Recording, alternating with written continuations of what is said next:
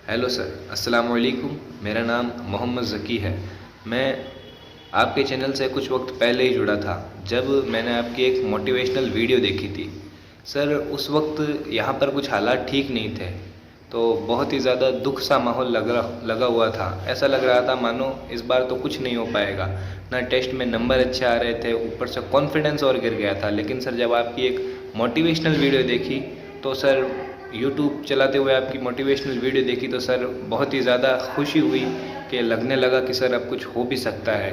तो फिर सब मैं आपके चैनल से जुड़ गया और काफ़ी लंबे समय तक मैं आपके वीडियो देखा करता था। फिर सर सवालों के क्लास में जवाब देने लगा, टेस्ट में नंबर सुधरने लगे, तो सर कॉन्फिडेंस बढ़ गया। सर बहुत बहुत शुक्रिया सर, आप अपना कीमती वक्त निकाल कर हमारे लिए ये वीडियो बनाते हैं और मैं उम्मीद करता हूँ सर आप आगे भी ये सब वीडियोस बनाते रहेंगे और बच्चों का हौसला अफ़ज़ा करता रहेंगे। सर बहुत बहुत शुक्रिया सर आपका कि आपने हमारे लिए इतना वक्त निकाला और हमारे लिए सर इतने बेहतरीन वीडियो बनाए। Sir thank you very much sir, बहुत बहुत शुक्रिया।